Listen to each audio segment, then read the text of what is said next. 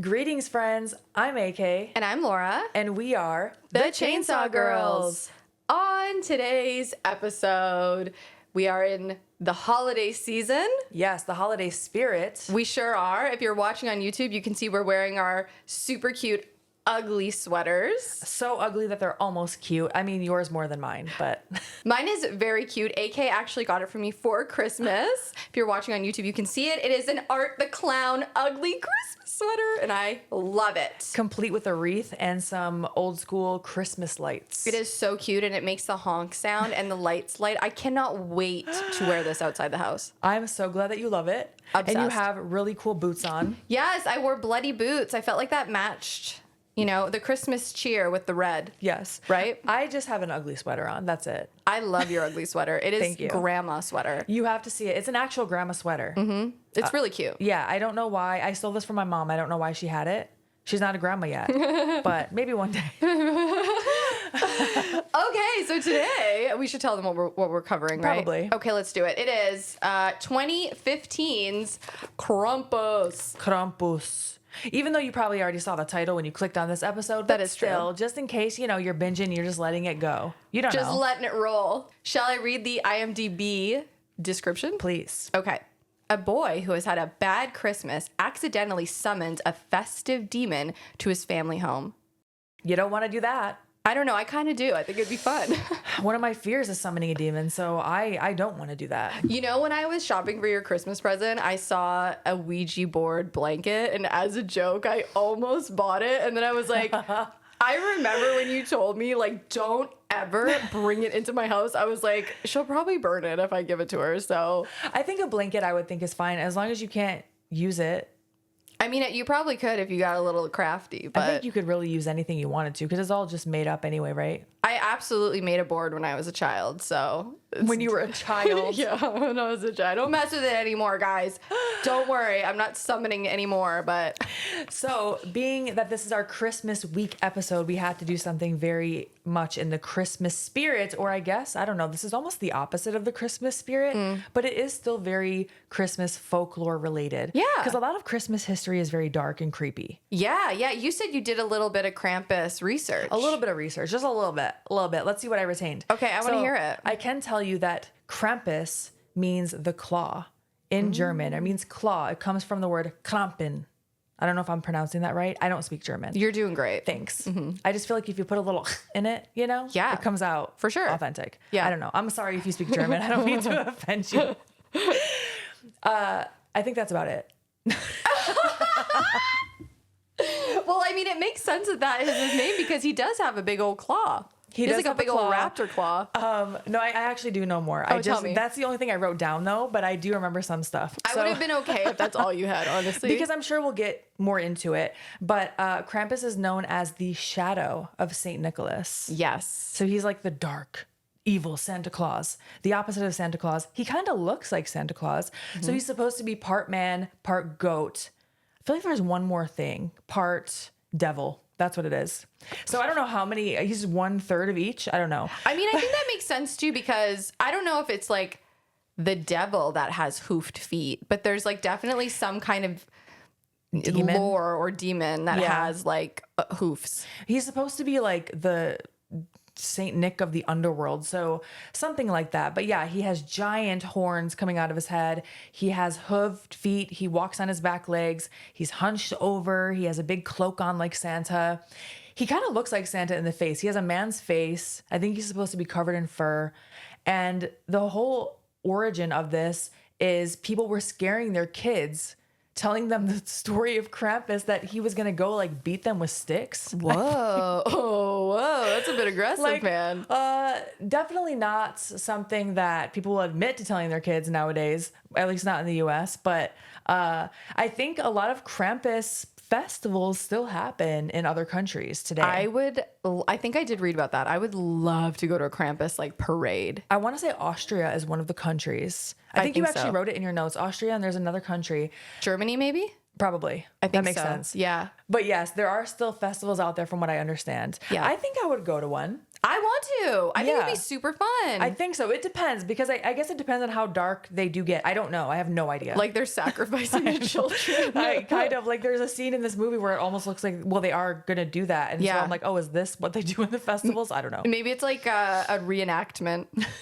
I think that'd be so fun. Like LARPing, like that kind of reenactment. I would love to go LARPing. AK. Really? I would. Are you kidding me? I don't fully understand what it is besides the fact that if it's just role playing, I'm like, is that what we do when we wrestle? No, kind of. Like, kind of. Like, But- I just feel like I would fit in a LARPing situation. So LARPing is live action role play, right? Yeah. What is it always a specific genre? Because I think I always see medieval LARPing, that type of thing, but is it always that? Do you know? I'm not totally sure. I feel Okay. like one of our listeners is gonna know. Maybe. Because I think that would be so fun. Even though I'm not really into like medieval stuff, I Yeah. would still be down if it was like, if we got to dress up and just pretend to be other people. It's like pro wrestling without Yeah. bumps. Honestly, if there's a party happening, I'm probably down to go at least see what's going on. Yeah, I mean, you're so good at cosplaying. Thanks. Oh my I try. God, it would be so fun. It would be a lot of fun. Even like how you were saying you're not into medieval stuff, like the Renaissance Festival. I'm not really into that genre of thing, but I would go to one. Yeah. I would just see what's up. I think it'd be fun. I can have fun anywhere, honestly. You really can, not me.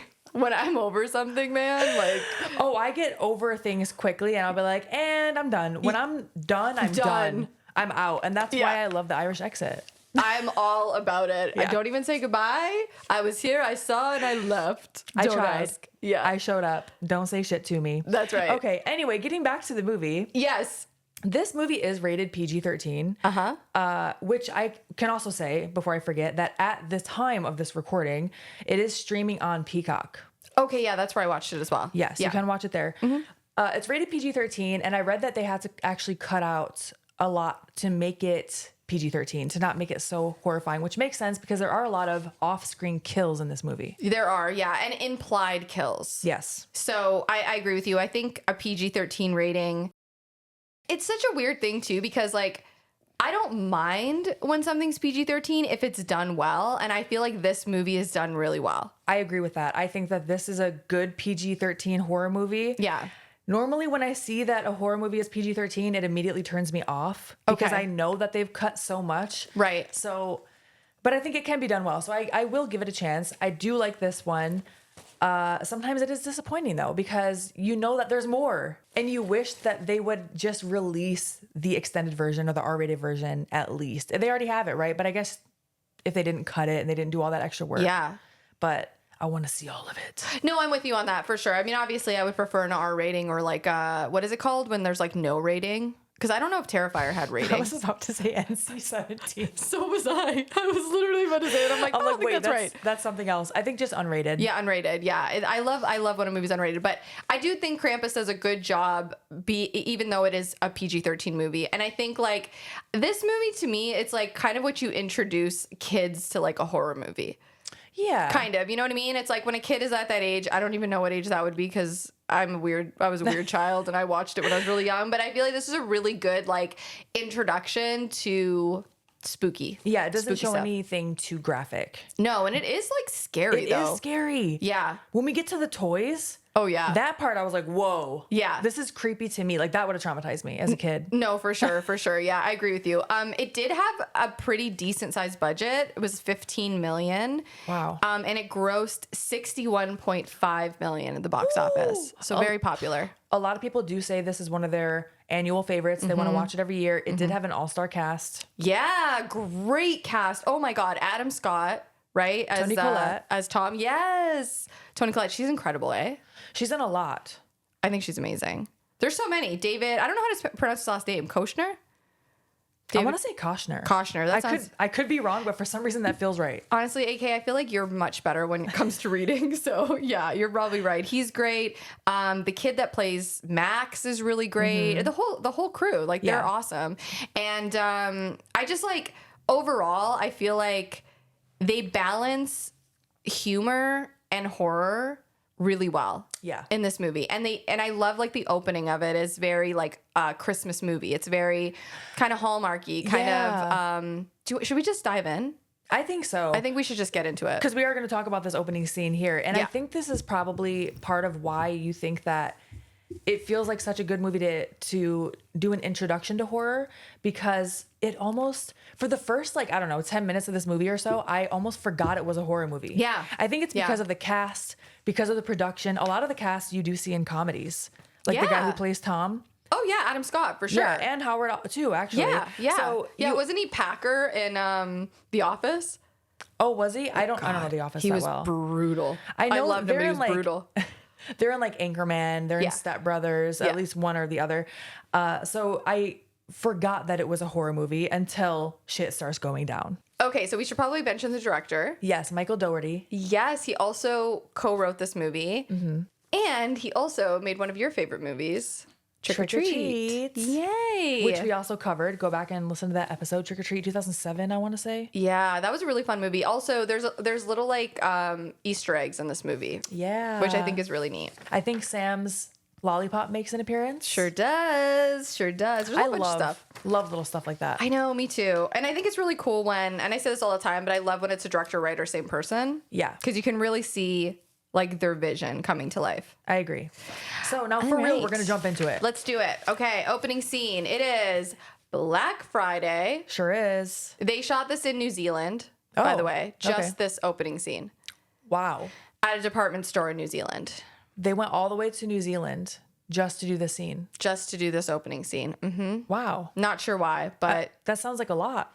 yeah, because the rest was shot on the soundstage at Warner Brother or Universal or wherever it was. Wow. Yeah. I wonder why. No idea. I'm not sure, but yeah, they shot it in a department store in New Zealand. Okay. Yeah. And we're in basically, yeah, that's where they're set as well. Is you're supposed to be in a department store. There's chaos going on. It's Black Friday. Everyone's fighting over toys and crap, and it's pretty. Honestly, it's upsetting. The song that's playing in the background, I think it's the most wonderful time of the year, right?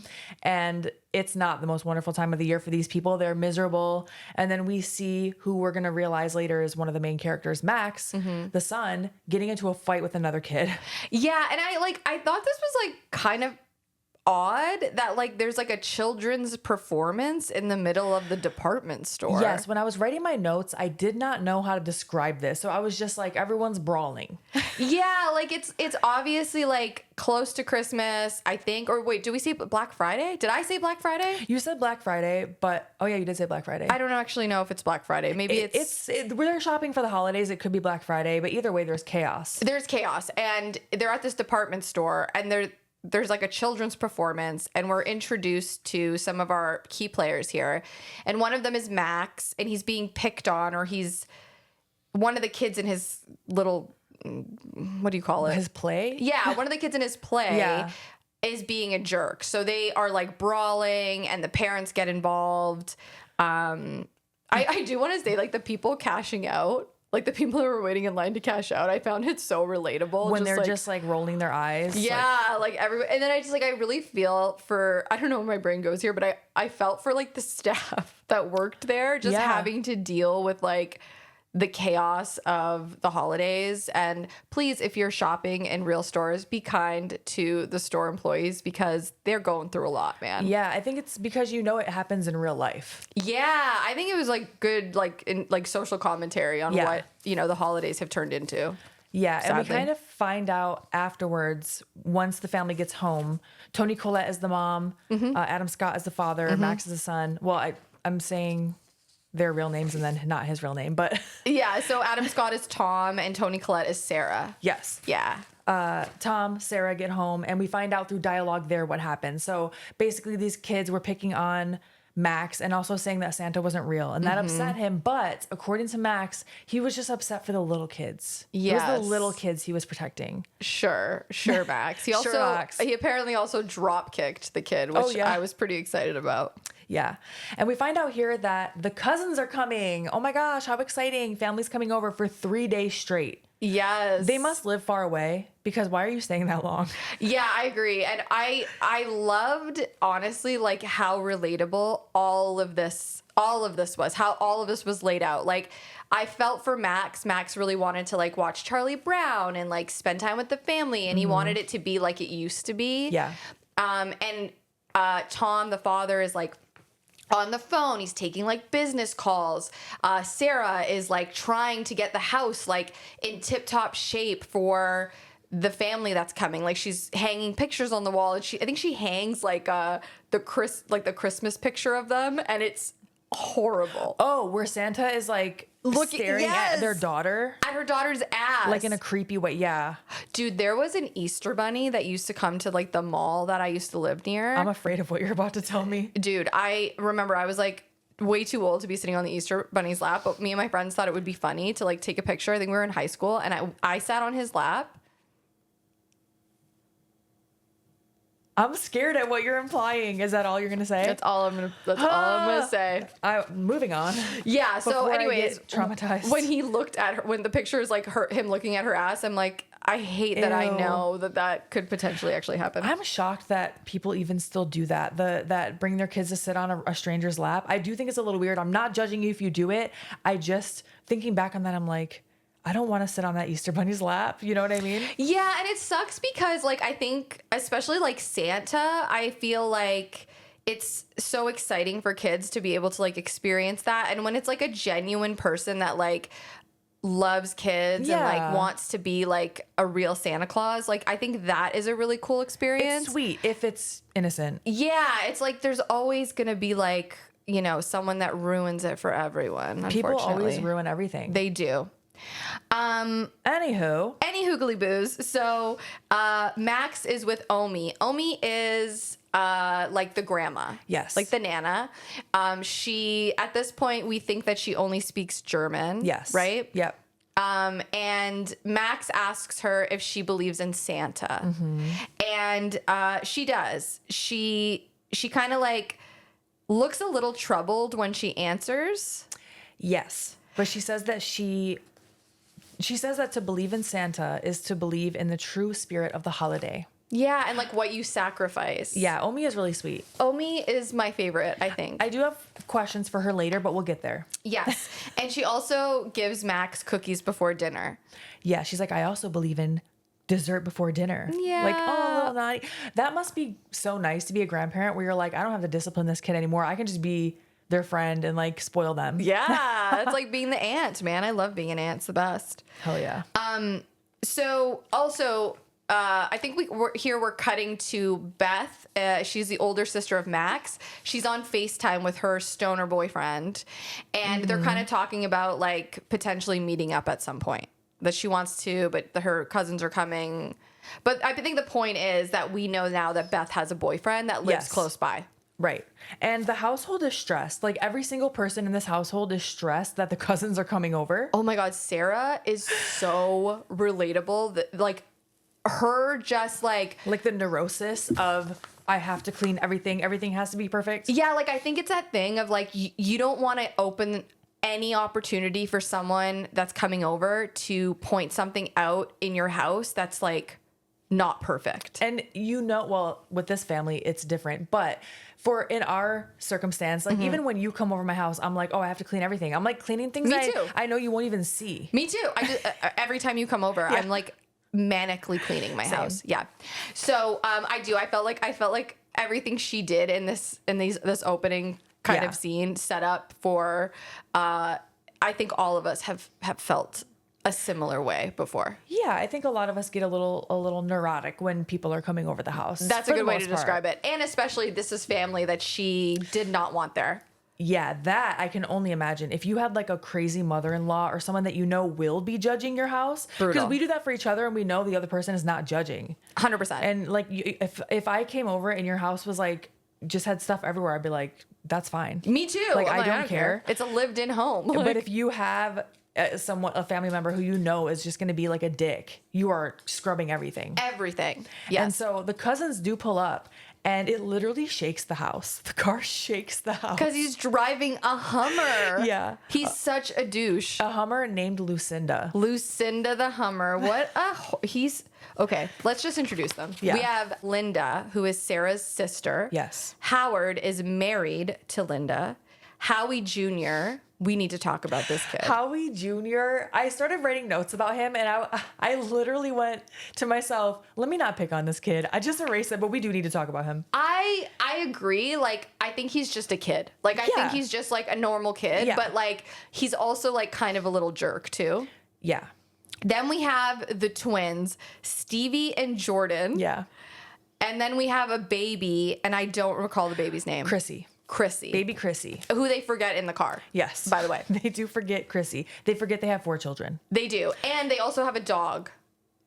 Oh, yeah. Rosie? Rosie. Yeah. Rosie the bulldog. Yeah. My favorite character. So cute. Yes. And when they come over, it's pure chaos. They have so much stuff with them. They barge in already being rude as hell. And as they all come in, one by one, Sarah is about to close the door. And then Aunt Dorothy appears in the doorway. I forgot about Aunt Dorothy. And Sarah is livid. She is very clearly pissed off that Aunt Dorothy is there. She was not told that she was going to be showing up. Oh, yeah. I mean, I think at one point she's taking deep breath and she's like, it's Christmas? Yeah. I think everyone has done that. Maybe not with Christmas, but like, I know I like walked into a situation where I'm just like, okay, we just have to get this done. It's only going to take X amount of time. And then I can just, you know what I mean? Yes, like, we're going to get through this. Yes. Oh my gosh. All the time. yeah, I really related to Sarah. Way too often, actually, this year. I feel like. I know, right? Me too. So Max is writing a letter to Santa when they come over. I know. So we see here he does believe in Santa. He's trying to put on a front like, oh, I'm protecting the little kids. But he does believe in Santa, especially after talking to Omi, I'm sure. Yeah. And he's hiding it. Yes, because he knows that his cousins are assholes. Yes. Sarah is freaking out. She's very hell-bent on keeping up this perfect image of her family. Yes, and she calls out Linda pretty quickly and is like, why wouldn't you tell me that Aunt Dorothy is coming? Yes. Like, why wouldn't you warn me? Yeah. And Linda was kind of just saying, like, you know, she's all by herself. Like, Yeah, that she kind of like popped up on her and she didn't have a choice. right, Yeah. exactly. And I wrote all the cousins are either insufferable or uncomfortable to be around at the least. 1,000,000% yes.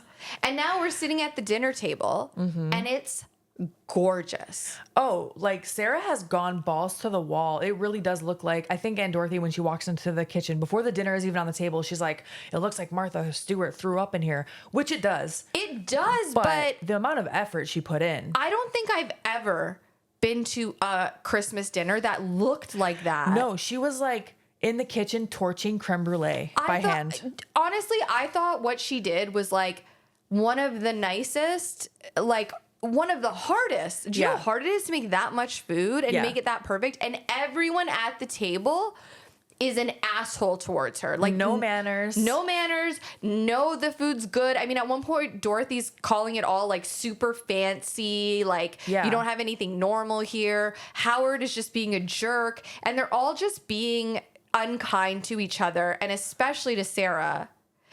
And Max is trying to just like get through it. Yeah. Stevie and Jordan noticed that Max had his Santa's letter in his back pocket earlier. And when they're at the dinner table, they pull out the letter Yeah. and they start reading it.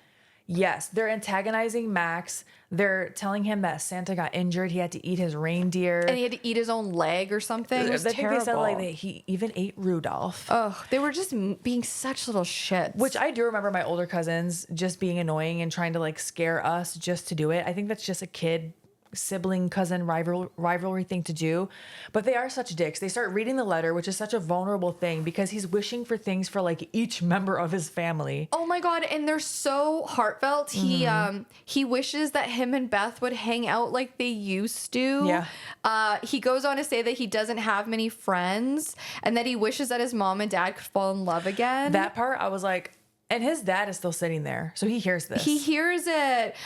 He continues to say that he knows that they get really like upset with each other, but you know, at the end of the day, they just really miss each other, and that he wishes things weren't so hard for Uncle Howard and Aunt Linda. Yeah. My heart like broke for him. Yeah. Meanwhile, they're using that against him to make fun of him. But they are kids. I know, you're They're just right. annoying. You just want to slap them. You like honestly, I wanted to like punt kick them. For real, because they look like they're possibly already teenagers. So you're like, no, you need to start learning that this isn't the way to behave. And it really bothered me that like Max understandably like flips out. And it really bothered me like that at first it was like they were kind of like freaking out about Max and they were like, you know, kind of making it out like he was overreacting. That's how it is in real life, isn't it? When someone antagonizes you, you can't be the first one to swing, or it's your fault. Or it's your fault. But meanwhile, you've been like gaslit or antagonized or whatever. It's like you get to a breaking point. Yeah. Max got to a breaking point, rightfully so. And he takes off. He runs upstairs. And poor Sarah has like been slaving over like creme brulee. And she comes in and I think she says like, who wants dessert or something like that. That's right when Max goes for his cousins and they start fighting. Yeah, like I feel so bad for Sarah. I know. She's like, I just torched this fucking creme brulee by hand individually. Yeah. And I just got these, what are they called? Ramekins? The ramekins. Like who even has ramekins? My mom does. Yeah. She's a little extra sometimes. But that makes sense that a mom would. Yeah. Right? Like Yeah. that definitely is like a mom thing. But yeah, my mom, if my mom torched creme brulee and walked into the room and we were fighting, she would probably just like, I don't even know. You ain't getting shit. I also love earlier how I talked about how like, oh, it must be great to be grandma. You get to spoil your grandkids. My grandma definitely disciplined us. She would not have any of that bullshit. Yeah. Grams had some pretty oh, she was Catholic. Oh yeah, yours threw holy water on you. Yeah, she did throw holy water on me, yeah. Ours would get out the bar of soap if you swore. Yeah. Not the soap. She also God. she had a paddle. We won't even get into all that. Holy shit. Okay. Anywho. Any hoogly boos. It was the 90s. So Sarah goes back into the kitchen and Aunt Dorothy comes in and Aunt Dorothy is just straight up being a bitch. And I loved that Sarah just unleashed on her. And she finally told her off. I loved it. And you know what? Aunt Dorothy needed to hear it because she took a moment to pause and she did soak in what Sarah said. Oh yeah, she was like, why don't we go to your trailer park next year? Like, got her. All right, Aunt Dorothy, she feels bad. Good, she should. Yeah. She's being a real dick. She can go back, eat her hot dogs and mac and cheese. Which, by the way, I don't think I ever had hot dogs and mac and cheese. Really? Yeah. No, SpaghettiOs with hot dogs or SpaghettiOs with meatballs. That was my shit when I was a kid. I've ever had SpaghettiOs with meatballs. Really? No, I don't think so. But I definitely had KD with hot dogs. What's KD? Kraft Dinner. Oh. My favorite dude. Kraft macaroni and cheese fucking slaps. I loved Kraft Dinner. I went on a kick like maybe a month ago where I was just making like boxed like vegan mac and cheese. We need to talk about this in our extended episode for Patreon because I want to talk about trash dinners. Oh my God. That we grew up on. Yes, can we please? Yeah, we're going to talk about that in our extended version of this episode we on have Patreon. To. Oh yeah, by the way, we're starting a Patreon. Details to come. Yay, very exciting. Okay. And we'll talk about our dinners. Our craft dinners. Our craft dinners. So Max is upstairs and he's upset. Yes. Tom goes up to talk to him. And at first I was like, Tom, you better be nice to this kid because I was imagining him going in and being like, this is your fault or something. Yeah. But he didn't. He didn't. And I really appreciated that we got to see that side of him. Yeah. That he's an understanding dad. And I really liked when Max pointed out to him like that his cousins were being jerks. And Tom is kind of like, well, they're family and blah, blah, blah. And Max says, what if you don't like your family? What if they're mean? And you can see Tom's face. Like, he's just like, yeah, buddy. Like he wants to be like, yeah, they're little shits. Yes. But he obviously can't do that. One thing that I love that Max said, he said, why do we have to deal with their crap just because we share DNA? Yes. Which is so relatable. You don't have to. In my opinion, but not in everyone's opinion. Me too, Fred. Me too. Totally agree. Totally agree. Very relatable. Yeah, I liked that Tom paused to like think about that too. Yeah. You know, because we talk about this all the time, but like I don't like one-note characters. I like when characters have layers. Yeah. And are like flawed, but also good people at heart. Yeah. Or maybe not, you know, but you get to kind of get to know Tom in the scene. Yeah. Yeah. And how many times, I'm sure you were told this because I was told this as a kid, where an adult or whatever relative would tell you, you have to love them. They're your blank. Yes. You have to love them. They're your family. And It's you're like, no, you don't. There's a lot of dysfunction in families, and you know what? If it's toxic, cut them out. Snip, snip, motherfuckers. yeah, I understand being cordial. I understand that aspect of things. Sure. But You don't have no. to like subject yourself to abuse or to Yeah. toxic shit. You don't. yeah, if you're a kid, that sucks I because you know do it have to does. follow your parents. It does suck. Yeah. But anywho, Max rips up his letter to Santa. He thinks about it, but then he rips it up, throws it out the window. He's very upset. Yeah, he's upset. Yeah. My heart broke for him in that. Because we've all been there. Although I don't think I ever wrote a letter to Santa, but we've all been like, you know, Yeah. heartbroken as a kid. Yeah. So here, Max just clearly hates all of them. He hates Christmas. He does say that downstairs. I hate Christmas. I hate all of you. Now, after this conversation with his dad, he rips up his letter to Santa, throws it out the window, and clearly this triggers something because we see a storm roll in. Yeah, and I thought it was really cool too because like the pieces of the letter like are like right away floating up into the ethers. Yeah. And yes, a storm is rolling in, and we'll find in a few minutes here that the power is going to go out. Yeah, the power goes out. The phone doesn't work. Also, if you pause, you can see the Psycho House. Oh. And you can see the Amityville Horror House, which is why I grabbed my. For those who are watching on YouTube, you can see I have an Amityville Horror mug. Which was very hard to find. Dude, we'll talk about it in the post credits. Yeah. The post credits. That's our post credit scene. Yes, they've lost power. Max looks out the window. Shit, you just took a sip. You got it. All Sorry, right. guys. I almost choked laughing. We have learned the hard way to not take sips during episodes, but here we are. We need the caffeine Here we are. today. We need it. So Max looks outside and there's a huge blizzard. Everything looks frozen over and there's a giant snowman outside. It looked like Buffalo. Yeah. No, oh my for real. gosh. It looked just like when we had a huge snowstorm in 2022, I think. And that's exactly like this reminded me so much of the Christmas snowstorm we had. It was terrifying. That is very terrifying to think that does really happen in places. Dude, I mean, that blizzard was I'm not gonna lie. horrifying. When I was driving here, like the days before, I was like, shit, I didn't check the weather. I need to make sure there's not gonna be a blizzard. Yeah, no, it's no. That is like you just missed it because we just had like a fact like 3 days ago. Yeah. All right. So there's a knock at the door, and it's DHL dropping off a package. Yep. And there's also a giant red sack, like a comically large red sack on the porch. And the guy is like, no, that's not from me. That must be from the boys in brown, which is UPS. UPS, yeah. And of course, because it's Linda and Howard that are signing for the package. So they're like talking shit about Tom and Sarah, like, oh, of course they're getting more stuff. Yeah, they're just like Like they're hosting you. that's how I felt. I was like, man, you guys, like Howard especially is brutal. You drove here in a Hummer and you're judging them for getting more stuff. Oh my God. Howard is such a blowhard. Like He really is. he was tough. Yeah. So we find Omi in the living room, just being as sweet as can be. She's making hot chocolate over the fire. There's a moment where Sarah's like, Max, I told you to get Omi out of the, and he kind of stops. And she turns around. She has like hot chocolate made for everyone. I know. I love Omi.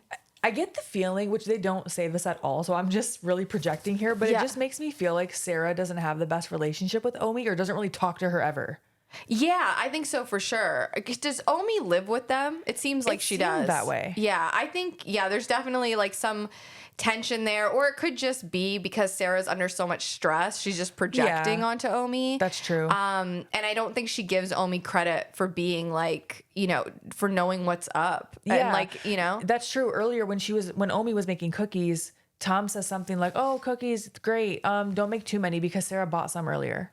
And Yeah. Omi's face is like, "Bitch, yeah, like I'm making homemade Christmas cookies and you're telling me that your wife bought some store-bought cookies?" Like, who wants store-bought when you get homemade? Omi probably makes bomb ass. Can you imagine how good her cookies are? my stomach just legit, I was going to say grumbled, but is that a word? It Grumbled. I think that's so cute. I want some of Omi's cookies. They look so bomb.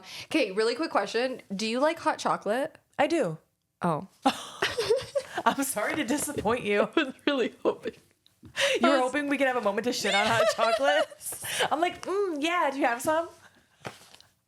You're like, not in this house.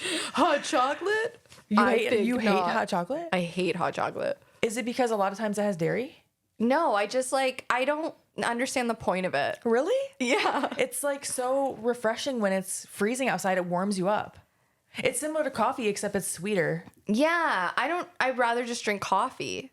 But you love chocolate, right? I do. I think you need to give hot chocolate another chance. But I also don't like chocolate ice cream. Okay. I don't like chocolate. I like chocolate when it is like in its real form. A cocoa bean? The cacao nibs. I only like cacao plants. Let's circle back at the end of the episode. We gotta talk about this. I should be keeping notes. I'm actually about to write it up here. You take it from here, and I'm just gonna write a note so we don't forget what to talk about on Patreon. Okay, so Hot chocolate. So Beth convinces Sarah and Tom to go check on her boyfriend, who lives like a couple blocks over.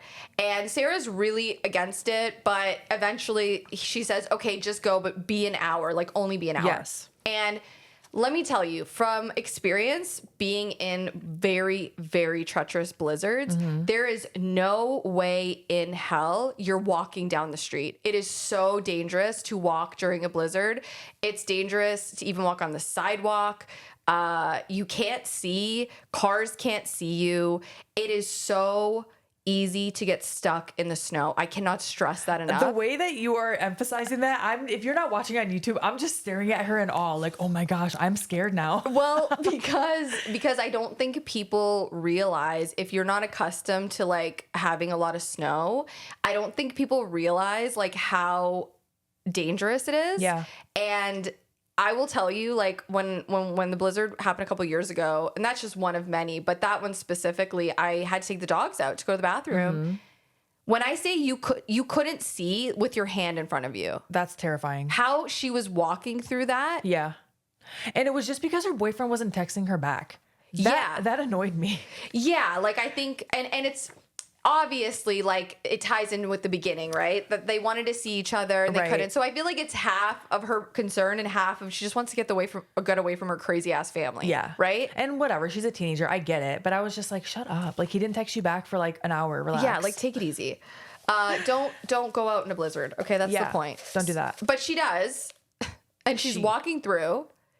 And as she walks down the street, she's starting to realize like none of the houses have like lights on. There's no power. They're all like frozen over. It's not just a normal winter storm. Exactly. It is eerie. It turns gray too. The sky is turning dark. Yes. All the color drains from the scene. It's really cool. It is really visually, it's awesome. But in real life, if that was happening, terrifying.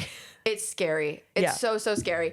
But she hears something. Yeah. What do you think she hears, AK? Well, she looks up and she sees a figure on a roof. And then we see the shadow of Krampus rise up.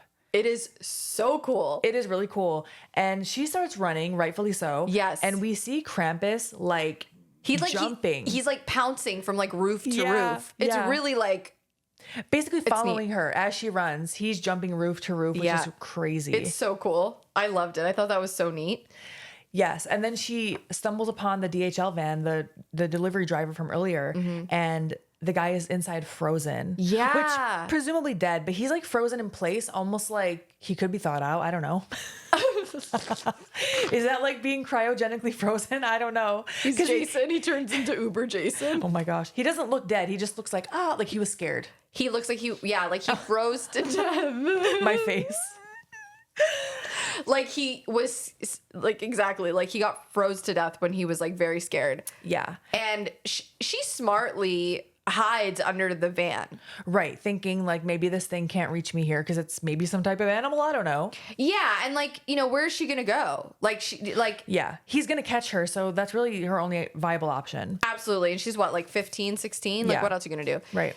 So I thought the scene was scary. It was. I thought her hiding underneath there and like knowing that he's stalking her. He's there. You see his hooves. His hooves. Ugh. Yeah. They're cool. It is. Yeah. And then he just flies away, I guess, because he just like jumps and disappears.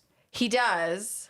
And then she looks and sees that there's a toy left behind. This was really creepy. It was so creepy. So it's a Jack in the Box, a smaller one-ish. Oh my God. I haven't even showed you my replica Jack from Demonic Toys. I was just going to say, it reminded me of Demonic Toys. No, you haven't shown me the replica. So many things in this movie remind me. Like the toys, the toy attacks reminded me so much of demonic toys. A lot of similar toys are used. Yes. Okay, sorry. So this little Jack in the Box, don't ever apologize. This little Jack in the Box opens, but nothing comes out.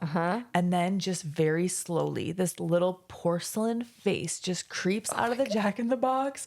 It's so creepy. It freaked me out. Yes. I think it's just because it does the opposite of what you expect the Jack in the Box to do. You think it's going to pop out. And then it's just like slowly, and your eyes have to adjust. Like, what am I looking at? Yeah. And then she screams, and then we just see an overhead shot of like the van rumbling. So obviously she's getting attacked. Yeah, I would say that thing is like eating her. Probably killing her. Yeah, I would say so for sure. So that's part, when we were talking about earlier about how it's PG-13, like this is a good example of it being PG-13. Right. They cut away, so you don't really see anything happen to Beth. It's implied. Right. When we get back to the house, Sarah is very worried. Yeah, her daughter is gone longer than an hour. Exactly. She's concerned. And Tom is kind of like downplaying it. He's kind of like, it's okay. Like, just wait a little bit.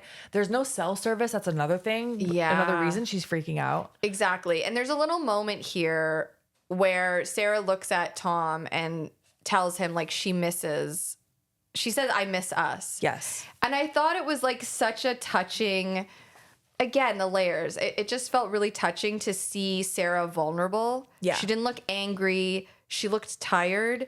And she looked like she needed the support of her partner. Yeah. And because the power went out and the cell service is gone, she has a moment of peace, actually. Besides the fact that she's worried about her daughter, they have a moment to actually communicate, which they were not doing before because everything was go, go, go. Yeah, that's such a good point. I didn't even think of it like that, but that is such a good point. Yeah, they're starting to bond a little bit. It's kind of like Max is getting his wish almost. Yeah, and I think it's that thing of like, when there's like all this like chaos, let's just say Christmas, and then something real happens, it brings you back to earth, and it really makes you stop and go like, no, like this is what matters. Right. My family or my partner or whatever, my dogs, whatever it is. I think, yeah. And I thought they represented that really well. I liked it. I like that. Not just the characters having layers, but also the story having layers. Yeah. It's not just like Krampus is coming and he's going to kill us all. No, I think that's what makes a movie so good. Yeah. Is you care about them. Yeah. Yeah. They develop them well. They do, yeah. Then they hear like a siren. Like a big siren's going off. And Max is very worried about Beth. Yeah, that was really sweet. I know. You can tell that they were really close. I liked their relationship for sure. And so Tom and Howard decide that they're going to take the Hummer and go try to see if they can find Beth or try to see if they can find like help, essentially, or to like, kind of get an idea of what is going on. Yeah. Because at this point, they don't realize, obviously, that there's nobody in the neighborhood. And they did do a good job earlier. They kind of touched on people being out of town. Yes. A lot of their neighbors being out of town. Yeah, this family's in Hawaii. That family is not talking to us anymore. Yeah, exactly. So at first, they don't think it's a big deal that there isn't anyone in the neighborhood. Right. It isn't until Tom and Howard go that they start realizing things are not normal. Yes. And Omi is upset that they're going to go in the first place. Yeah, she does not like it. She grabs Tom and is like, it's too dangerous. Yeah. She says it in German. And what annoys me here is that clearly Omi knows something that we don't. Yes. There's something more going on here. And it drives me crazy that she doesn't just tell them already. But when she does, they all tell her she's nuts. That's true. She will tell them eventually. But I'm also thinking of before the movie, like all his life, you never told him this lore. That's your son. Yeah, You know? mean, I know my mom would totally have told me. When I think about it, she totally would have told me. But yeah, I understand as the audience, I understand your frustration. Yeah. For her, I understand why she didn't. Here especially, I'm like, okay with it. But something is going to happen next where I'm like, okay, here's where you should tell them. Yeah, that's a good point. That's a good point. But yes, the dads go and they stumble upon a truck stopped in the road. Yeah, They like a see- snowplow? Is it like a plow? It was a plow or assault truck. Yeah, Something yeah. like that.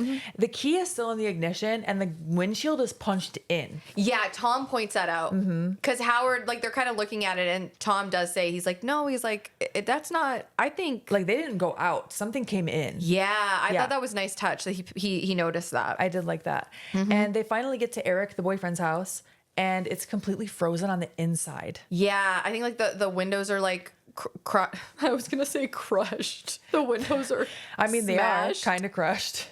They're crushed, they're smashed, they're open. There's snow in the house. Yeah. It's clear that there has been some kind of commotion. Something's happened in this house. And more importantly, nobody's inside. That's right. It's eerily quiet. And they see as they walk through the house, they see that one of the walls has a ginormous crack going up it. And I believe that is the fireplace. Yes. Is underneath there. Yeah. And Howard's like, oh, a gas line blew. That's not what happened. That makes sense, though. It makes sense. I honestly, like, I was kind of like, yeah, okay. I could see Howard thinking that. Yeah, because what else would it be?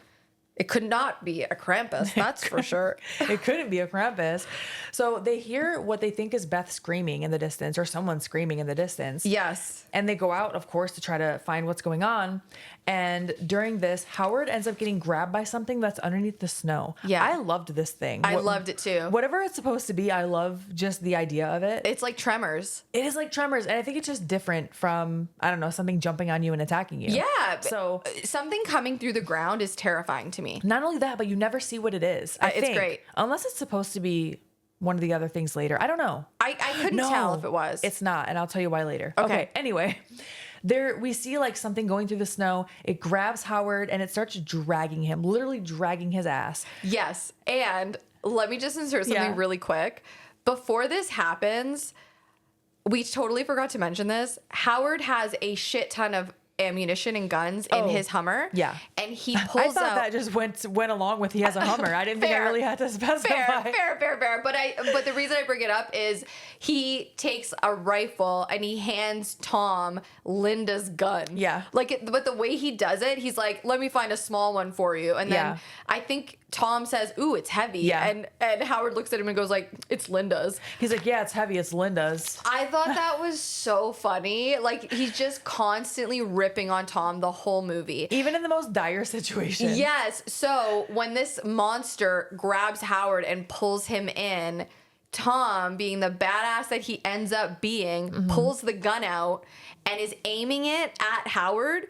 And Howard's looking at him going like, Tommy? Like he's afraid Yeah. that he's going to get shot. And all we hear are like the gunshots. Yes. I loved that scene. I thought it was really good. Yeah. And so what we're going to find out is that, well, we kind of cut back and forth to the house, right? Yeah, And then back yeah. to them. But what happens is Howard is getting pulled into the snow, like all the way into the snow. Tom, what is it? Yeah, it's Tom. Tom, yeah. It Yeah, goes but- back and forth, Tom and Tommy. Because Howard is the only one that calls him Tommy. Okay. Because he's a shithead. So, yeah, like he has to infantilize him a little bit. Like, oh, Tommy. So Tom pulls him out. No, he doesn't even pull him out. He shoots the snow. Yep, he shoots the snow. He shoots the snow and then is able to pull Howard out. Howard mentions that something's biting him. Yeah. So we'll see later that he has bite marks on his legs. Also, before they get back to the house, Howard's Hummer, Lucinda, has been destroyed. Demolished. Yes. But And they do and he yells, he's like, Lucinda. I thought that Yeah. was so funny. that was funny. And I feel like if you have a Hummer and you named it Lucinda, that is how you would react. Absolutely. You deserve it though, dude. You really do. So they do make it home. But Howard has a bad injury on his leg. He is bit. He tells the kids, oh, it's just a bear trap. And Max, because he's a smart little kid, is like, yeah, we don't have bears here. Yeah. Like, first of all, why would there just be a bear trap? Like, And why do you think that's not going to scare the kids? Like you have a chunk bitten out of your leg. That's the terrifying part. I know, but they're just bear traps, like in a residential neighborhood, just hanging out on the sidewalks. Like, that doesn't. Now they're going to have a irrational fear of bear traps. I know, Their whole exactly, lives. exactly. But by the way, I love a good bear trap in a horror movie. It's one of my favorite. Like, I was gonna call it a trope, but it's not really a trope. But it's like one of my favorite weapons. That is actually terrifying. Gnarly, man. Huh. I love it. Max and Omi know that like whatever's happening right now is not of this world. Yeah. They do, especially Omi. Yeah. And so here, I think they get Auntie Dorothy over there to take the kids into the kitchen. They want the kids separated so they can kind of powwow and figure out what to do. And Tom asks Omi, which is his mother. I don't know if we mentioned that, but that's Tom's mom. Yeah. Asks Omi to go into the kitchen and help with the kids. And she doesn't really want to go, but eventually she does. And she tells him in German, keep the fire hot. Yes. This is the part where I was like, okay, now you need to say something. Like, tell them the reason they need to keep that fire hot so they're a little more, they have an incentive to keep it hot. I do agree with you, but I also think they would have just, like they do, I think they would have just made her feel like she was crazy. Yeah. And they do that. They do end up doing that. Well, Yeah. at least Howard, of course. Well, yeah, But- Howard doesn't believe anything until he really sees it for himself. Yeah, but I wrote in my notes in all caps, tell him why, you old mysterious bitch. Oh my God. I'm sorry, Omi, you're not a bitch. But it's because now people are getting attacked, like physically attacked. The daughter's missing. Yeah. You know, Howard has a chunk out of his leg. Right. Maybe, you know, give him a little more, what's the word I'm looking for?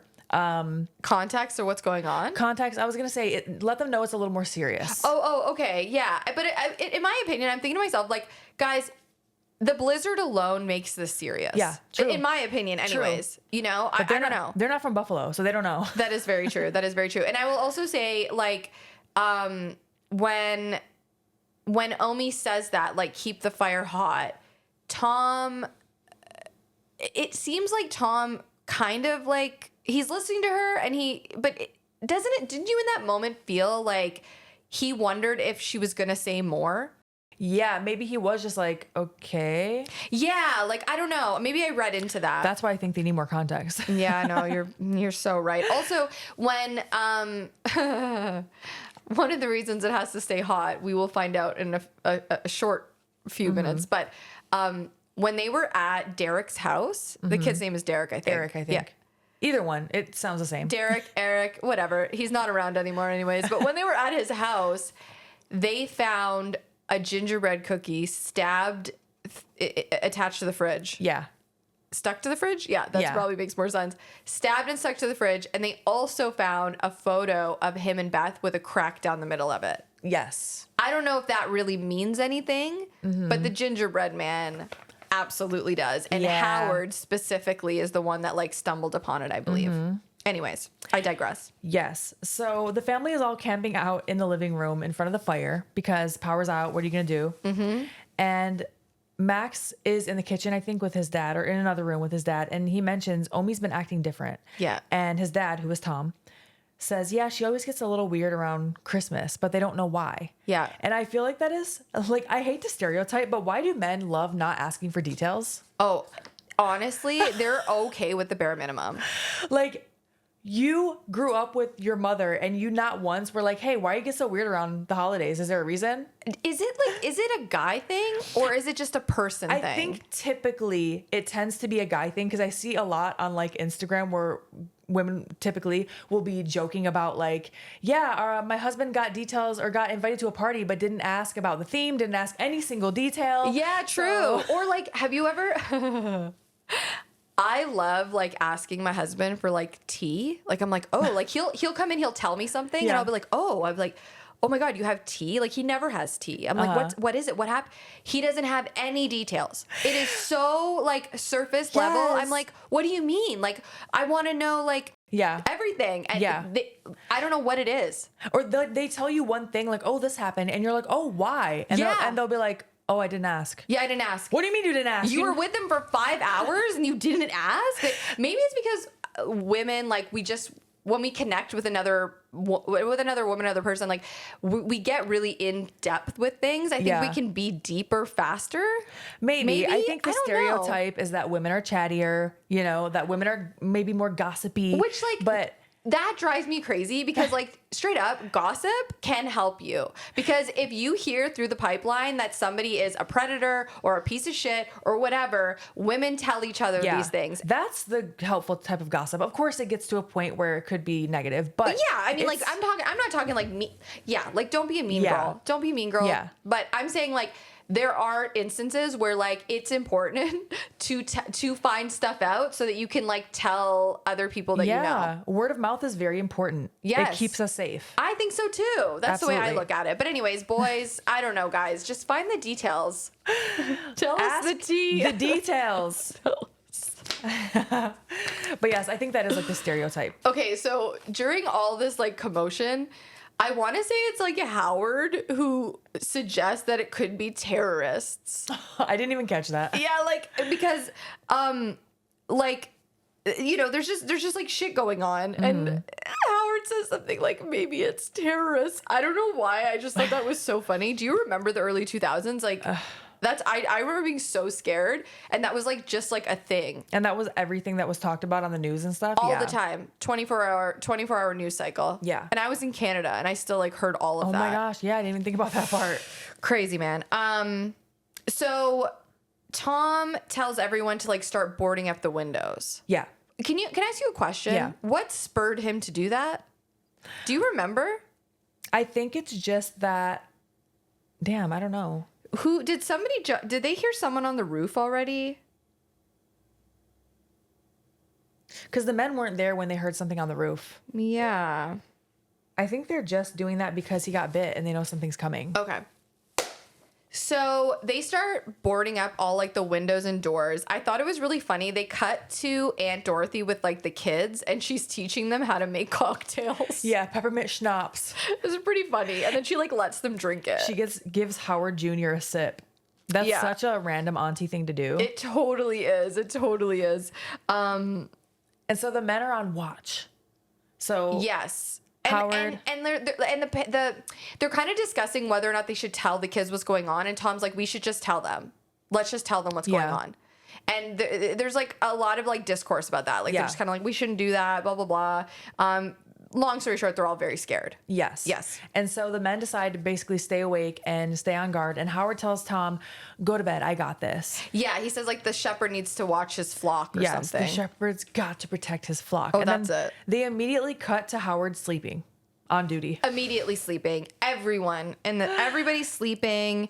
The tablet is playing like Silent Night or something like that, Christmas song, and it dies. And then so does the fire. The fire dies. And we hear some chattering coming from the fireplace. Some jingling. Some jingling, some chattering coming from the chimney. Yes.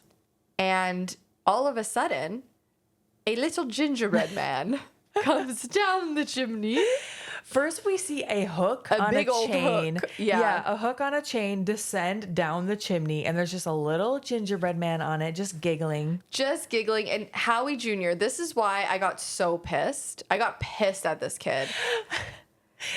He is a child, but it is infuriating when you just see a character do something so stupid. It's so stupid. If I was a little kid and I saw Cookie coming down the chimney, I would shit bricks. But Howard has one personality trait in this entire movie, and it is that he loves to eat. I mean, I get it, Howard. Same. So do I. But who would be sending a cookie down the chimney? Just use a little bit of critical thinking. So they're using the gingerbread man to lure someone, but they're also jingling that chain to wake someone up. And Howard Jr. is the only one that wakes up. Like, what if everyone woke up? Agreed. So Howie Jr. is like, I'm gonna eat you, and he takes a bite out of the gingerbread man. Yeah. And the gingerbread man like screams. There was a weird pause. I was like, why did you just let him bite you? But okay. Yeah, he kind of like lets him, and then the gingerbread man freaks out, and Howie Jr. gets like dragged up the chimney. Yes, literally dragged. It's pretty crazy. And so chaos ensues. Like a tree catches on fire. In the meantime, all the family, all the gifts get like blown up. You're kind of torched. They get torched. Yeah. The whole family is trying to drag Howie Jr. back, trying to pull him back. And Sarah actually goes into the fireplace and up the chimney and is like holding on to him. And there's like a heave ho, heave ho. He gets pulled away. She hangs onto his shoe, and she is in shock. Yeah, she's completely shocked. Howard looks up the chimney. He gets hit in the head with the other shoe, which is kind of funny. Yeah. And Omi says in German, she's like looking at the fireplace and she's kind of mumbling to herself, and Max has to translate. So I was also like, who speaks German in this household? I think it's just Max and maybe Tom. Tom and Max. So she says in German, this is all your fault. He's coming for us all. Now she tells them the lore. I loved this scene. Also, the fact that she starts speaking English and Aunt Dorothy's like, English, I knew it. I did laugh at that. All this time. I thought it was pretty funny. I loved this scene. So Omi tells them the lore of Krampus and her experience with Krampus, but it's done in an animation. Yeah. So we cut to little Omi. She's so cute. Yeah. And it's Christmas time, and the town she's in has forgotten the spirit of Christmas, they're all fighting with each other, similar to the opening scene. Right. They're fighting over bread. They're fighting over stuff.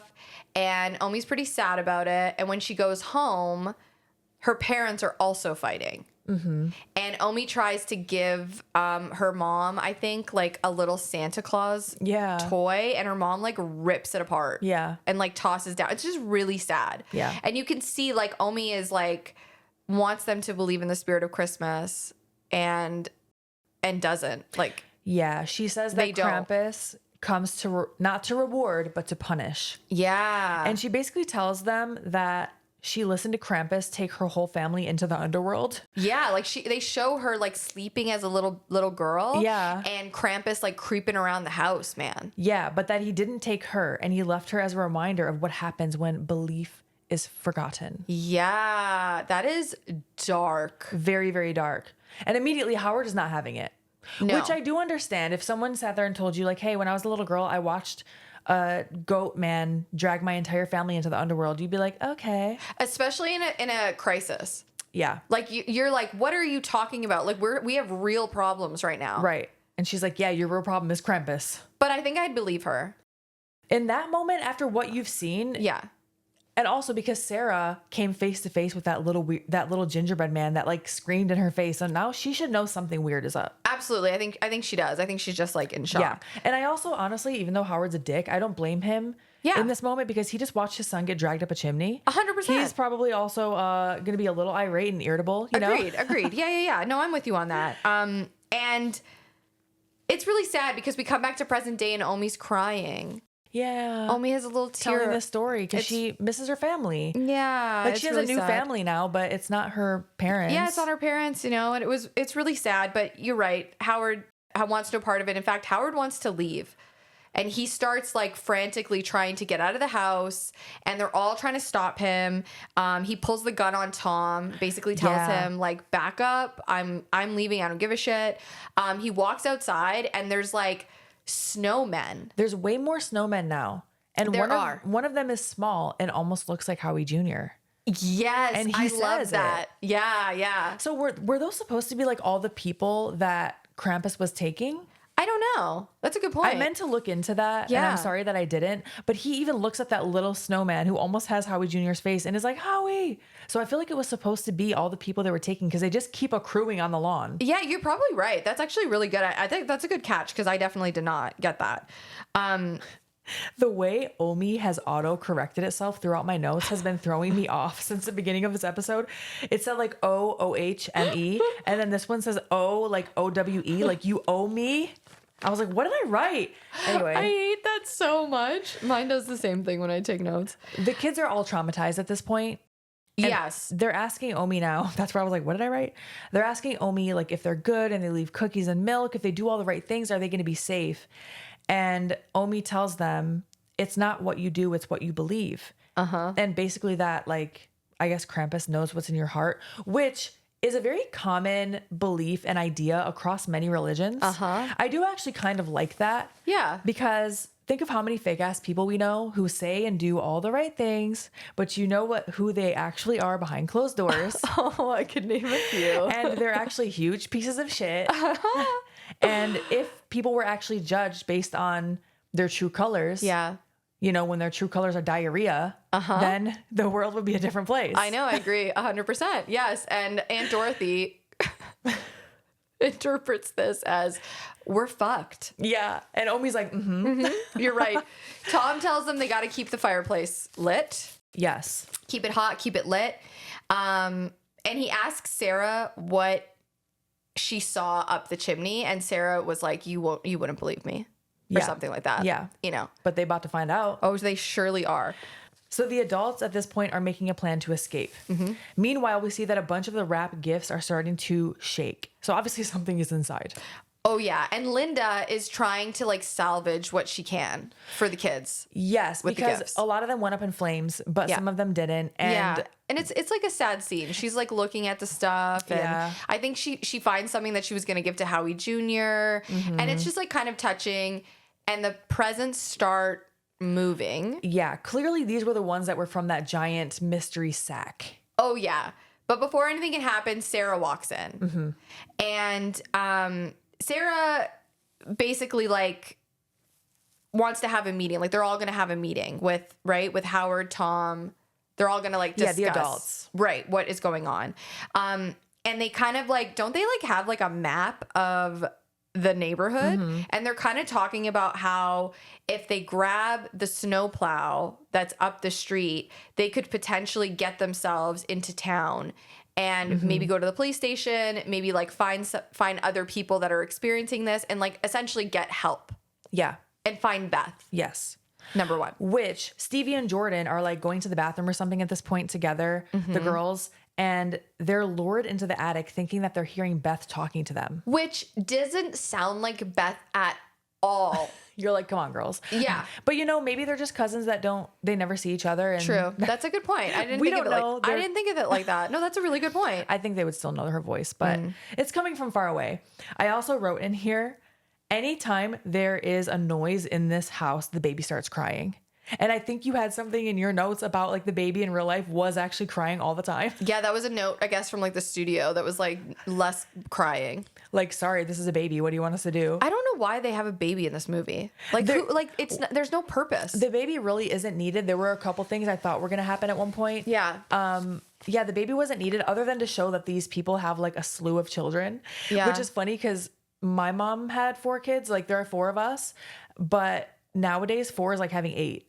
Like 4 is like, oh my gosh, you have 4 kids. I couldn't imagine 4 children. I couldn't imagine in this economy. In one child, I couldn't even imagine. Babies crying adds so much stress to any situation. It's like nails on a chalkboard. I just can't. It's not their fault. No, They're babies. I know that. I'm not saying it's their fault. No, I'm not saying it to you. I'm saying like I know because I feel the same way. Yes, but it's so stressful. I feel for parents that have to deal with screaming children. Yes. I really, really do. Yes, I do.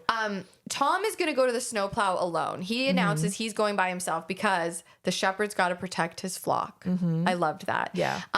And Max is looking out the window and he sees Krampus on a roof across the street. Yeah. But when he like turns and looks again, Krampus is gone. I think this happens right before the twins hear Beth crying. Maybe somewhere in there. It's all kind of happening at the same time, essentially. Yeah. Yes. So Jordan and Stevie are basically lured into the attic here, thinking that they're hearing Beth. Right.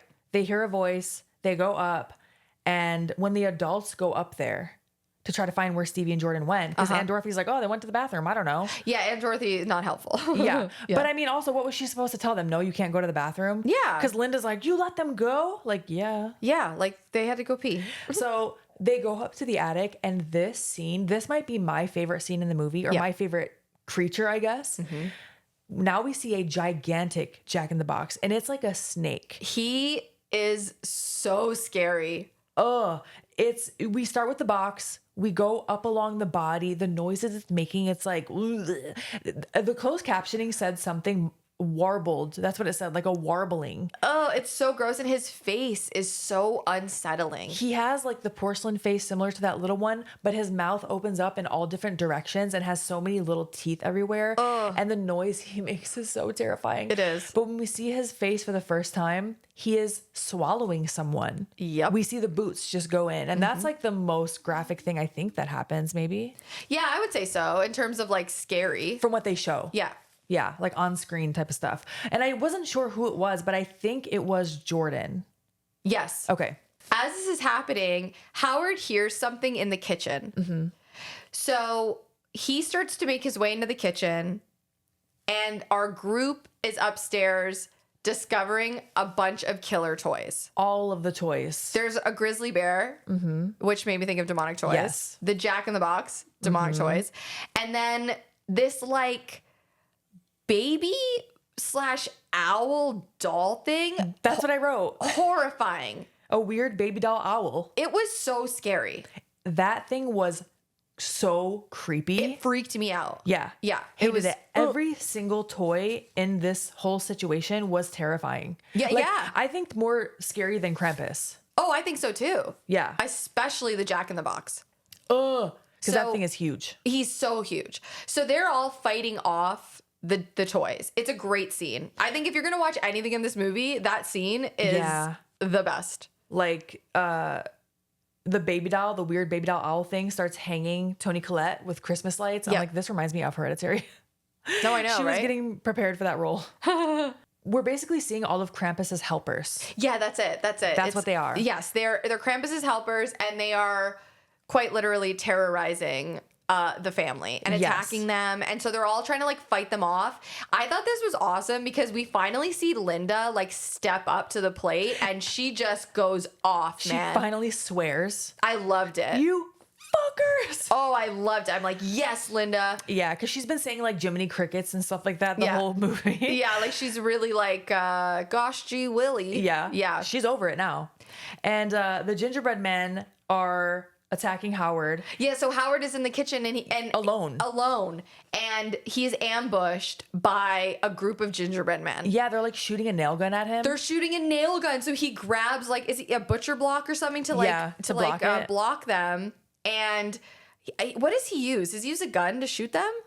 I don't remember. All I wrote down was that at the very end, one of the gingerbread men are flying at him with like a sharpened candy cane, and Rosie, the bulldog, catches him in midair and eats it. I loved it. Rosie came through because I think I don't know if this already happened, so correct me if I'm wrong, but I think he already had tried to send Rosie in like a vent or something, and Rosie was like no, or like tried to call Rosie over. That's what it was. Sorry. Yeah, because Rosie does end up going in the vent and kicking the Jack in the Box ass. But before that, you're right. She wants no part of anything, but she does save Howard. Yeah, and I think Howard like shoots an oil lamp and it explodes and it like, messes up all the gingerbread cookies. Yes, and then they send Rosie through the vent to attack the creature because Rosie was trying to get through there. Yeah, so, Rosie, like, I think Rosie could sense that the Jack in the Box had Jordan. Yeah, and so Rosie goes through the vent, and then we hear some noises happening up in the ceiling, and then the giant Jack in the Box falls through the ceiling. Yeah, Rosie kicked its ass. I loved it. Go Rosie. Hell yeah, Rosie. And so all the toys now come through the ceiling, and they're starting to attack again. Mm-hmm. And they now start fucking these toys up. Dude, also, like, that owl had the nastiest tongue. I didn't even notice the tongue. It had like a nah, like it was like nah. It was so gross. It was so I'm sorry, gross. what was that? Now I need to go back and watch that part, just that part. It's so gross. So they're fucking up all the toys, they're destroying them, and Aunt Dorothy has like the shotgun or something. Yes. And before she can blow the Jack in the Box head off, the elves burst through the window. I don't know why, but like I hate the elves. I know why. They're terrifying. They're also bigger than you would imagine elves being. They're just little dicks. They're dicks. I think that's what it is. They're just like little like shit disturbers. Yeah, and they don't look cool. No. I mean, no discredit to the movie itself, but I mean, like, you're just like, fuck you, elves. The toys were cooler. Yeah, they're just like little shits. But they're there to help Jack. Yes.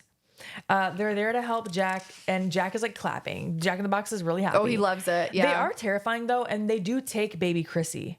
Yes, they do. So there's no like redemption to this. So yeah, there really wasn't a point to have the baby there other than just to have another person that, I mean, you do feel like, oh shit, they're taking the baby. Yeah. Right? There was a moment where they kind of show the baby crawling and then Jack is in the distance, and I thought Jack was going to eat the baby. No, I thought the same thing, and I kind of, oh my gosh. No, I'm not going to say. I'm not going to let But we all know what you're thinking. Oh my God. It's just a movie. It's just a movie. I don't actually want that to happen. Come on, guys. But one of my favorite parts here is when Aunt Dorothy realizes like she's donezo, and she yells out, "See you in hell," before she gets grabbed and dragged and pulled into like the atmosphere. I didn't even hear that part. I was writing it. too many notes at this time. I didn't even catch that. I love it. Aunt Dorothy, man, she went out like the way that she should. She went out the way she came in. I know, right? For real. Oh my God. Just guns a-blazing. Oh, so yeah. They hear a loud like howl, I guess, from a distance, and that sends the elves running. Yes, and Omi is like trying to light the fire. Yeah, she's really desperately trying to light that fire again. Because she knows that howl, and she knows Krampus is on his way. Yeah. And she's really struggling to light this fire. So the family decides to flee the house. That's right. That's right. Because They're they're all going to try to get to the snowplow, and they're going to try to get to help, essentially. So they all start making their way outside. Yeah.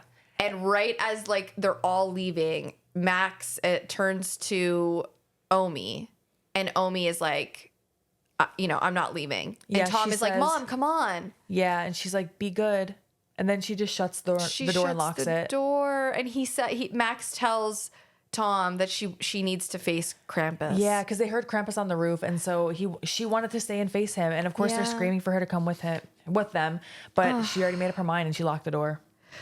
So Krampus shows up.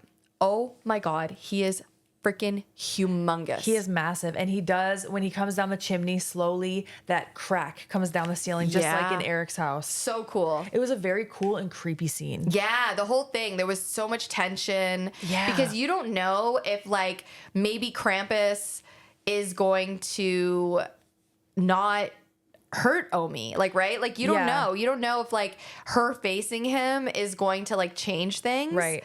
Oh boy, does it not. Yeah. So I mentioned what Krampus looked like earlier, but in addition to that, I forgot to mention he also has a really long black tongue. Yeah, and he's wearing a mask. It looks like a mask. I just thought he looked like a man, but yeah, he could be wearing a mask. It's a mask. Like a man mask? Yeah, he's wearing a mask. He has a nasty tongue. He's got a big old claw, a huge hump. He's very creepy looking. Very, very creepy. And it's a long unveiling, which yes. I liked. I thought they did an incredible job. Yeah. He looked so cool. So cool, so creepy. And then he whips out his sack, his literal sack of toys. Mm-hmm. Yeah. And it's presumed that they attack Omi. Yeah, she looks down into the bag, and we Yeah. do a hard cut to our crew running to the snowplow. Mm-hmm. This scene actually made me cry. Really? I did. I cried. Because a lot is going on. A A lot lot is is about to happening. happen. Yeah, and it's like I think, you know, the actors are so great in this movie. Yeah. You really, really feel for what's happening. Yeah. So they're trying to get to the snowplow, and the gimmick in the snow has like come back to life. Yeah, that creature thing that's dragging them away. Yes. So Tommy stays back, or Tom, whichever, stays back and starts shooting at the creature so his family can get away. Dude, he gets sucked into the snow. It is horrifying. Yeah. Like, horrifying. Yeah, just man. not knowing what's under there makes it more terrifying. Imagine seeing your parent get dragged in. Wild. So the parents, so Sarah and Linda, are trying to get the kids like into the The truck. snowplow. Yeah. Yeah. And as it's happening, one by one, they're getting sucked under. Yeah, they're getting picked off. I cried. I did. It was sad because right before, I think Sarah is last. She tries to save, not even, she's trying to get the kids in the truck. Linda's yelling for Sarah. She gets sucked in. Sarah looks at her kids and I think she just says, I love you. It's so sad. And where is Howard? What the hell happened to him? Damn, what did happen to him? I don't know. I can't remember. Damn, we might have to look back on that in a second. Because he did not get killed by the gingerbread man. Did he get sucked into the snow too? Oh, he probably did. Okay, probably. Yeah, Let's I'm just sure go that's with what it happened. because honestly, I don't remember. But yeah. Because all the adults get picked off this way, and then it's just Max and Stevie left in the truck. Yes. And you think for a second that maybe they're going to actually survive it. Yeah. No. The elves show up. They grab Stevie. They take her. Yep. And Max is left alone. He's left alone. I think he can't start the truck too. He can't. And he abandons the truck, and he comes face to face with Krampus. Oh, he does. He does. And he's very brave. And he apologizes. Yeah, Krampus gives Max back his balled up and ripped up letter and a similar ornament that he gave Omi when she was a girl. I love that Max like hulked up and was like, hey, asshole. Yeah. Because he comes across the elves and Krampus having some sort of like ceremony or ritual. Yeah, after Krampus gives him that ornament, he disappears. And Max is like, what the hell? And he goes and finds them. He does. And it's so badass. I was so proud of little Max. Yeah. Because he does. He runs up to them and he basically says, like, he tells Krampus, like, take me instead. Take me, you know, blah, blah, blah. And there's this moment where you think that Krampus is actually going to fix things because. How often does it happen in movies? Yeah. And like. Take me instead. And Max lets out a tear and Krampus extends his big ass claw and he kind of dries he takes the tear. So you think that maybe, okay, there's going to be a happy ending here. Oh, no. Krampus starts laughing. Then they all start laughing. They all start laughing and throw Stevie. They throw Stevie into the pit. Yeah. Because there's a huge hell pit here. Yeah. I think we forgot to mention that giant hell pit. And then he grabs Max. And Max is like, apologizing and yelling and da-da-da-da, please don't, blah, blah, blah. He gets thrown into the hellfire. He gets yeeted into the pits of hell. Just gone. And the next scene we see is Max waking up in his own bed. Thrashing, waking up from a night terror. Right. And you don't know at this point, like, was this whole thing a nightmare? Did this actually happen? Yeah. Like, what's going on? Everything seems to be back to normal. Yeah, Max looks out the window. There's snow, but it doesn't look crazy. The neighborhood looks like people live there. And he goes to his, like, little, what is that thing called? Advent calendar? Yeah. He goes to it and he opens up Christmas Day. And goes downstairs because he hears, like, laughing and talking and da-da-da-da-da. Yep. All his family's there. And they're all, like, having Christmas morning. Yeah, everyone's opening gifts. There's Christmas music in the background. Everyone's happy again. I have a question. I don't know if you remember this. So I'm sorry if I'm asking you a question you don't know. Sure. But was Omi not in this scene at the end? Oh. Because of something No, I read. She was. She Because was, okay. she was, because when he comes downstairs, she has hot chocolate for Got them. it. Okay. So they're all opening gifts. Max opens one of his gifts, and it's the same ornament that says Krampus on it. Yes. And suddenly the music turns tense. And everybody starts looking around at each other. No one's saying anything, but there's tension, and we start to hear dialogue from things that were said throughout the movie by each person. That's right. And then you can tell they're remembering, but no one's saying anything. I love this scene. I loved it too. I thought it was fantastic. And so the shot pans out, and we see that the family is basically trapped in a snow globe on Krampus's shelf in a house full of snow globes. Yes. I love the ending. I loved it too. And I have thoughts on it. Yeah. And I want to hear what you think. I want to hear what you think. It means. Yes. How you interpreted the ending. Okay. So I interpret the ending as that they're trapped in purgatory. Okay. That they're trapped in the actual snow globe, and they have I imagine it like they're reliving that day. And they're in hell, actually. But I was also like, well, if that is hell and you're just reliving Christmas Day with your family every day, that doesn't sound so bad. Yeah. Yeah. So I don't know, but I just kind of pictured it as a purgatory. I also am fascinated with the concept that we are just like on a random snowflake in an alien's galaxy, similar to like the marbles at the end of Men in Black, where it's like each galaxy is a different marble. Yeah. That whole concept just really fascinates me. That we're like so small in like the grand scheme of things. And we're just a little speck in we're stardust. someone's toy. I don't know. Yeah. Yeah. And like living in a simulation too, right? Yeah. Like I know my brain goes to all weird places. Yeah. Also. I don't get too deep into it, especially before bed, because I won't go to sleep. But I know I've made the mistake of Googling right before bed that stuff. I Google things that bore me to help me sleep, and I thought that was going to bore me. Sure didn't. just scared you. Just scared me. Yeah. So what do you think happened? So when I first saw this, I thought the same thing. I thought they were stuck in the snow globe living in purgatory. That is not the actual interpretation that apparently the director and writer, how he interpreted it was a little bit different. Really? He left it obviously open-ended for people to interpret it how they want to, but the intention was not that they're trapped in the snow globe. The snow globe represents almost like a screen into their life, and Krampus is keeping his eye on them. Oh. He's so all those snow globes are all the homes that he is watching, similar to how Santa Claus pays attention to whether you're good or bad throughout the year. Krampus is also doing his part in watching. That makes so much sense based on the lore of Krampus watching and coming to beat the shit out of bad kids. No, for real, right? Once I read that, I went, oh, I like that. Yeah, I like that too. It's like his little crystal ball. Yeah, exactly. Okay. Crystal ball. What did I call it? A screen? Dear my God. But yes, yes. I like that a lot.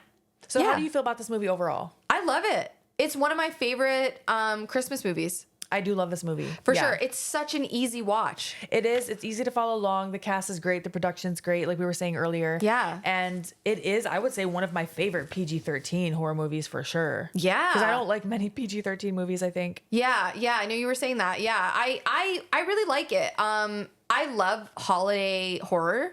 Yeah. Like I love Black Christmas. I think that's one of my favorite. I think that might be my favorite slasher. And I just thought that this was equal parts funny, cute, scary, endearing. Yeah. They really balance a lot in one film. Yeah, I agree. And I think that's hard to do, It has to be. right? It's a lot. It's a lot to get done in their runtime. That's a strong cast. They have a really strong cast. I thought the writing was I just think it's a really good movie. Yeah. And I'm glad that they were able to make it. Me too. I will say, leading into this, I didn't know what to expect. Even though I've seen this movie before, it's been so long, and the whole lore behind Krampus didn't, I should say, really excite me. I think it's because I didn't know a lot about it. But I definitely have a new appreciation after watching it again multiple times.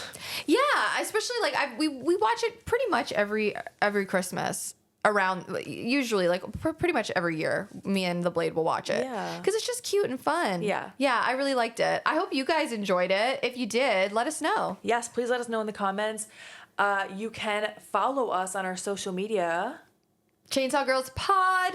Yes, you can also follow us. Oh, watch the episodes on YouTube, which is also Chainsaw Girls Pod. Yeah. If you want to send us suggestions, email us at chainsawgirlspod@gmail.com. And I do want to add a little caveat to that. We've had a lot of great suggestions, and a few people have asked if we're gonna use those suggestions or what the deal is. We have a list of movies that we really love that we want to do first. Yeah. We have received some suggestions of movie. This was one of them. Also, sometimes your suggestions remind us of the movies we want to cover in that time. Yeah. So we appreciate your suggestions so much. It's also really important to note we are starting a Patreon soon. So be on the lookout for that. Yeah. I think that is going to be a much easier way for us to also filter those suggestions and create polls and things like that. Yeah. Email, we can't really do that. But your suggestions absolutely do help us kind of like see what's being asked for, how we can categorize, maybe have a theme for each loop, things like that. Yeah. Obviously, we're going to do holidays right now. Yeah. And it's so funny because a lot of the suggestions are movies that we already are like, oh yeah, we're doing that one. Oh yeah, I'm that doing reminds me. Let's do that one. Yeah, for sure. So we really appreciate it. You guys taking the time to write us and send us like so many cute like little things about the movies. The YouTube comments are the best. Yeah, I really am enjoying those.